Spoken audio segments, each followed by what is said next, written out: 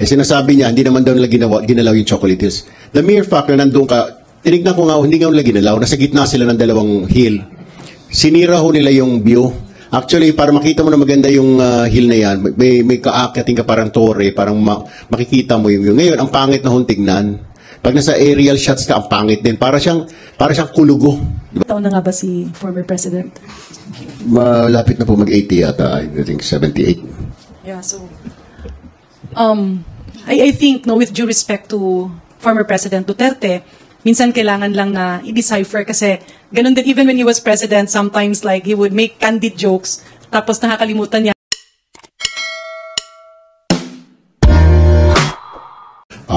Di rin po nagustuhan ng House leadership po yun. Been communicating with the Speaker, bagamat siya po ay nasa labas na bansa. Dahil ako po yung kanyang communications director. Napag-uusapan po at nasabi ko na sa kanya na magka-file po tayo ng inquiry regarding this matter. Hindi po nagustuhan po ng liderato yon. Kasi number one, yun po ay diniklara ng national heritage. Kahit ano pa mong palusot, nung daldal po ng daldal sa social media, yung kanilang manager doon, si Miss Sablay ba yun? Sino ba yung pangalan nun? Sablay, ha?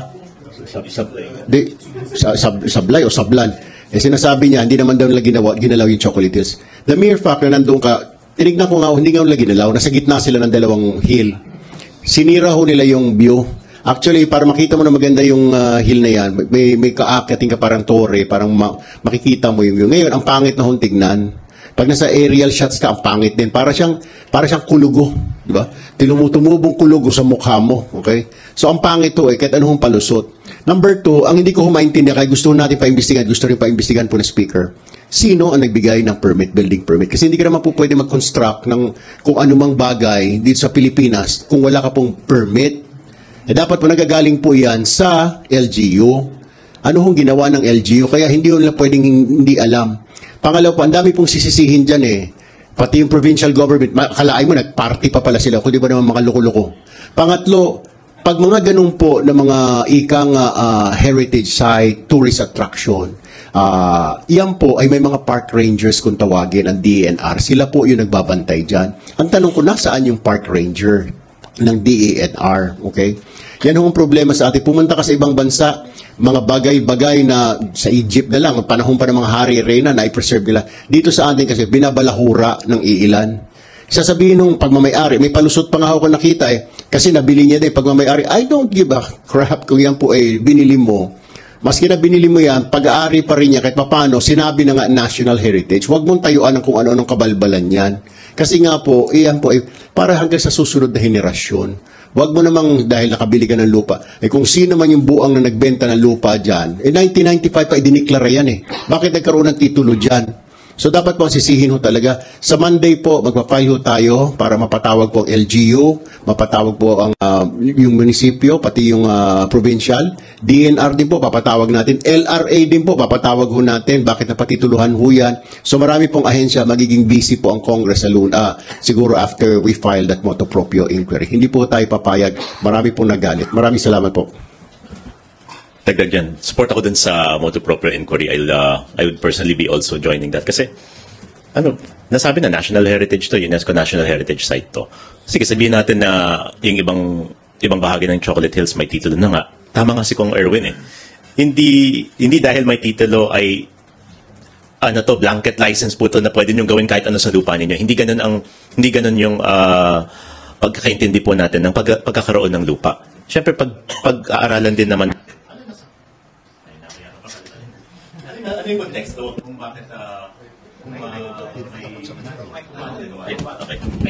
Lobat siguro. Patawag din natin dito sa committee hearing engineering namin. Para kasi yata sinasabi, baka sobra na yung pagsasalita but really, itong data na lumabas dito, yung DNR pinasara na po pala to noong 2023 pa. Bakit tuloy-tuloy pa rin yung pagpapatakbo? So, a lot of questions. Ang daming mga katanungan na kailangan ng sagot. Pinasara na pala ito, tapos bakit pinayagan pa rin ng LGU na magpatakbo yung resort? So, again, top tip of the iceberg pa lang po yung nakikita natin dito. And I actually look forward to this motu proprio inquiry that isusulong po ni Kong Erwin Tulfo. May dagdag ko lamang po before I give the mic to Kong Janet. Meron ho talaga siguro ang ahensya may pagkukulang dito ongoing din po yung investigasyon namin sa Mako Davao de Oro, 98 po yung namatay, which we started yesterday. May nagkukulang po talaga rito. Sinabi na nga po ng MGB, no-build zone, geohazard yung lugar, namulaklak yung mga kabahayan. Kung sinunod lang po sana yung instruction ng MGB na geohazard ito may landslide, disin sana wala hong namatay. 98 po yung patay. Wala hong umaamin. Kasi dumami na lang daw yung bahay. So somebody has to be responsible here. Kagaya ho niyan, di ho ba? Trabaho naman nila yan, nabantayan yan, National Heritage Tourist Attraction. Hindi ho trabaho ng DOT yan. Trabaho ho yan ng DENR, trabaho ho yan ng LGU, pati DILG siguro trabaho ho yan.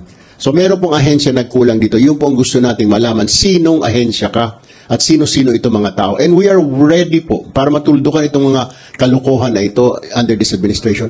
I will make sure po na may managot ho dito, may makasuhan ho. Hindi lang ho yung sa insidente sa Mako, pati ho dito sa National Heritage na ito, may dapat humanagot dito at maparusahan. Salamat po. Thank you. Ed Galvez from FBS Radio. Good afternoon po. Balikan ko lang po yung joke na nabanggit kanina na hindi alam kung joke yung sinabi ni PRD na naglalamyag na lang si PBBM. Being the former leader, pagka nagbigay po ng statement, official yun. Ika nga, right from the horse's mouth.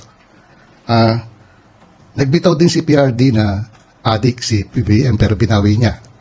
Ngayon, may ahalin tulad po ba siya sa istorya ng The Boy Who Cried Wolf?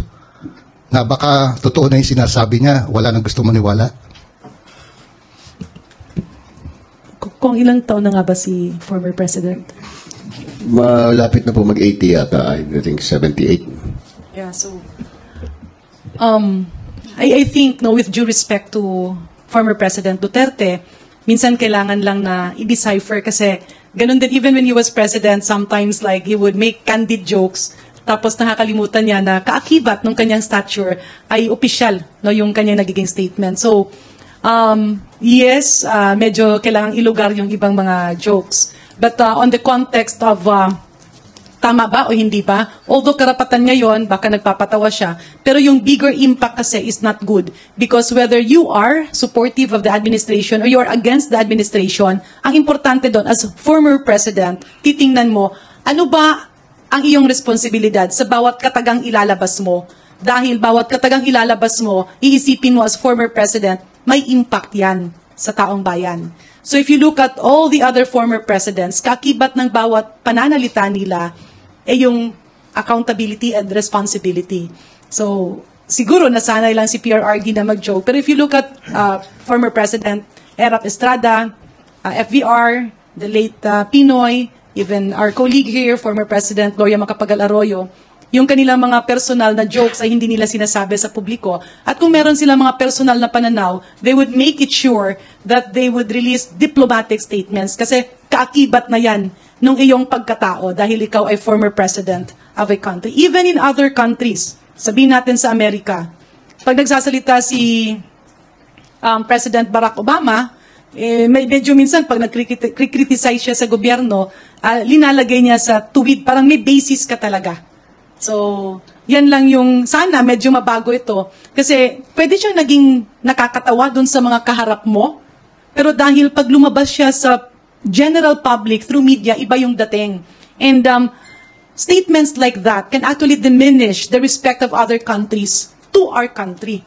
Hindi ang pagkatao ni President BBM ang natitinte. Ang nababastos yung pagkatao ng buong Pilipinas, ang Pilipino. Thank you.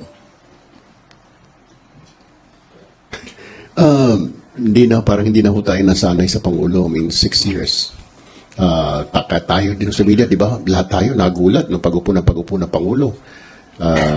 Is it serious? Di ba? Kahit nung kampanya pa lang, nabanatan sa kaliwa kanan ng international media. So, dapat memorize na ho natin na lalo na tayo sa media, what is a joke and what is reality. And karamihan kasi na sinasabi ng Pangulo is palabiro po ang Pangulo. Hindi po siya pwedeng ihalin tulad sa mga ibang Pangulo kasi laging nagbibiro po ang Pangulong Duterte. So mahirap po. At saka tayo na hong mag-judge. Is he telling the truth? Is he saying the truth? Nasa sayo na yung kung maniwalaan nyo o hindi. Pero 6 years, and reporter po ako, journalist po ako ng panahon po ng Pangulo. So, natatansya ko kung ano ho yung totoo, ano ho yung biro-biro lang. So, mga kababayan ho natin, alam na rin ho ano ho nagbibiro siya. Pati yung mga biro niya ho na sa impyerno, ikukuditan niya ho si Satanas, mga ganun ho. Alam naman ho natin na biro ho yun. So, most of the statements of the President, we should take it lightly na lang. Kasi ganun ho siya, ganun yung pagkatao niya ho, palabiro ho ang Pangulo. Yun lang po. Merong singit na question, ma'am. Kay Ma'am Kyokong Garin. Ma'am, Women's Month mo ngayon. May binanggit po si Glenn Chong during the SMNI prayer rally na sasampalin niya si First Lady Liza. Ano po masasabi niyo, ma'am? With due courtesy to Attorney Glenn Chong, naging kasama kasi namin siya. So, unang-una, former member of Congress. Pangalawa, abogado. Pangatlo, Bisaya din. Taga Biliran. Nagugulat ako dun sa demeanor ni Attorney Glenn Chong. Kasi sampal? Magkurutan na lang kaya kami. Dapat kurut-kurut na, no? Kasi Women's Month ngayon, medyo okay lang siguro yun kung magjo-joke internally. But if you come out in public, siguro kung meron siya mga emisyon na nakikimkim dyan, pero kung sinasalita at sinasabi yan in public, medyo pangit talaga tingnan. Bilang isang lalaki, Women's Month pa naman ngayon. Kasi, nung pinalaki ako ng aking mga magulang, ang pagkaintindi ko, tayong mga Pilipino, tinuturuan tayo na habang tayo'y lumalaki, andun pa rin yung respeto. There are many ways to express your anger kung meron kang galit. Pero, pag sinabi mo kasing magsampalan, pabalik-balik ng sampalan, yung pinapakita mong demeanor sa mga kabataang Pilipino ay hindi maganda. Parang sinasabi mo na tuloy sa mga bata, okay, natural lang na manampal ka. No? May rason man or wala mang rason. So it's a very bad example, especially to our children. And coming from a professional, from a lawyer, medyo nakakagulat. No? Again, siguro baka joke lang yon or baka in public. Kasi napakasayang nung okasyon. Bilang isang dating mambabatas, bilang isang abogado, andun ka sa isang okasyon, it's good to take advantage to campaign of your advocacies. Kung merong criticism sa gobyerno, pwedeng i-lay down na ito ang mga bagay na hindi siya sang-ayon. Ito naman ang mga bagay na sa pananaw niya, pwedeng maging solusyon. Pero kung parang ang usapan ay parang mga sampalan, it brings down the dignity of women, whether it's the First Lady or not, babae yun eh. So, medyo hindi lang nga talaga maganda tingnan sa publiko. Tsaka parang, alam mo yon, parang bilang isang babae alit at bilang isang nanay, bilang isang Pilipino, you don't want your citizens doing that in public. Lalo na kaming mga taga Region 8, kasi kasama ko rin yan si Glenn nung before. Parang, we are a happy people. It's very okay, we're a democratic country, to criticize. Pero dapat i-lay down mo yung basihan, ito yung ayaw mo, ito yung mali, ito yung ganun. Pero yung mga katagang yon, it does not only bring down the dignity of women, it also brings down the dignity of Filipino professionals. Kasi hindi ka nandudun bilang isang tao lamang, andudun ka bilang isang former official, and you are there as a lawyer. So it's actually a bad example to our children, with due courtesy to our good friend, Congressman Glenn Chong. Thank you, ma'am.